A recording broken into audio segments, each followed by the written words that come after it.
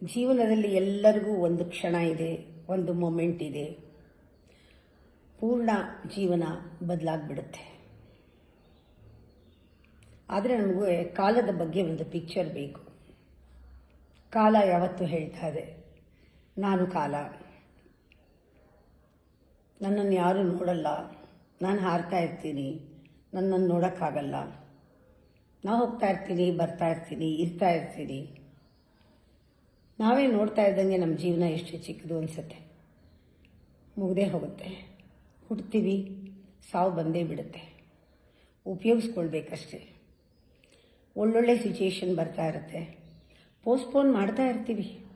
ಎಂಥ auspicious situations ಬರುತ್ತೆ, ಆ ಕ್ಷಣಗಳನ್ನು ನಾಳೆ ನಾಳೆ ನಾಳೆ ಅಂತ ಪೋಸ್ಟ್ಪೋನ್ ಮಾಡ್ತೀವಿ. ಎಂಥ ಕೆಟ್ಟ ಸಿಚುಯೇಷನ್ ಬರುತ್ತೆ, ಪೋಸ್ಟ್ಪೋನ್ ಮಾಡಬಹುದು, ಆದರೆ ಮಾಡಲ್ಲ. ಮಾಡಿ ತಲೆ ಕೆಡಿಸ್ಕೊಳ್ತೀವಿ, ನಿರ್ಧಾರ ಮಾಡಿಬಿಡ್ತೀವಿ.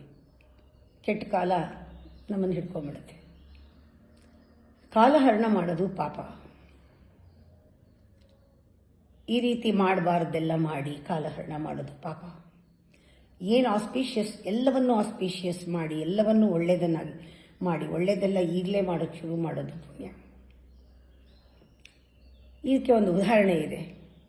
ರಾಮ ರಾವಣರ ಯುದ್ಧ ಆದಾಗ ರಾಮ ರಾವಣನನ್ನು ಹತ ಮಾಡ್ತಾನೆ. ರಾವಣ ಬೀಳ್ತಾನೆ ಕೆಳಗಡೆ. ಅವನು ಇನ್ನೇನು ತಲೆ ಕಡಿಬೇಕು. ಯಾವತ್ತೂ ಕೊನೆ ಮಾತು ಬಹಳ ಪವರ್ಫುಲ್ ಆಗಿರುತ್ತಂತೆ. ರಾವಣ ಸಾಮಾನ್ಯದವನಲ್ಲ, ದೊಡ್ಡ ಸ್ಕಾಲರ್.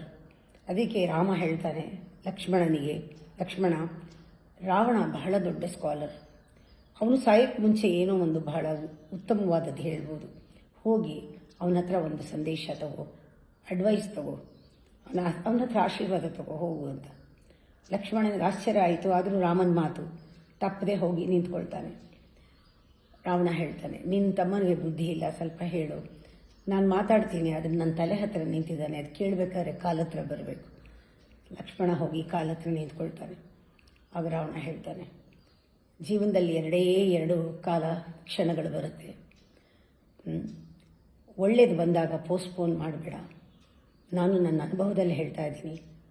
ನನಗೆ ಒಳ್ಳೆ ಕಾಲ ಬಂದಾಗ ಸ್ವರ್ಗಕ್ಕೆ ಒಂದೊಂದೇ ಮೆಟ್ಲನ್ನು ನಿರ್ಮಿಸ್ಕೊಳ್ಬಹುದಿತ್ತು. ನನಗಷ್ಟೊಂದು ಜ್ಞಾನ ಇತ್ತು, ಆದರೆ ನಾನು ಮಾಡಲಿಲ್ಲ, ಪೋಸ್ಟ್ಪೋನ್ ಮಾಡಿದೆ. ಆದರೆ ಕೆಟ್ಟ ಕಾಲ ಬಂತು. ಜಗಜ್ಜನನಿ ಸೀತಾಮಾತೆಯನ್ನು, ಅವಳ ಬಗ್ಗೆ ಆಸೆ ಬಂತು, ಎತ್ಕೊಂಡು ಹೋಗಬೇಕು ಅಂತ ಬಂತು. ಆದರೆ ಅದನ್ನು ಪೋಸ್ಟ್ಪೋನ್ ಮಾಡಲಿಲ್ಲ, ಎತ್ಕೊಂಡೆ. ಇವತ್ತು ನೋಡು ಯಾವ ರೀತಿ ನಾನು ನನ್ನ ಜೀವನನ ಎದುರಿಸ್ತಾ ಇದ್ದೀನಿ, ಹೇಗೆ ಅನುಭವಿಸ್ತಾ ಇದ್ದೀನಿ. ಆಪರ್ಚುನಿಟಿ ಬರುತ್ತೆ, ಆದರೆ ಅದನ್ನು ಬಳಸೋದು ನಮ್ಮ ವಿವೇಕದಲ್ಲಿದೆ ಅಂತ. ಎಂಥ ಮಾತನ್ನು ರಾವಣ ಹೇಳ್ದ ಲಕ್ಷ್ಮಣನಿಗೆ. ಇದು ಎಲ್ಲರಿಗೂ ಬೇಕಲ್ವಾ?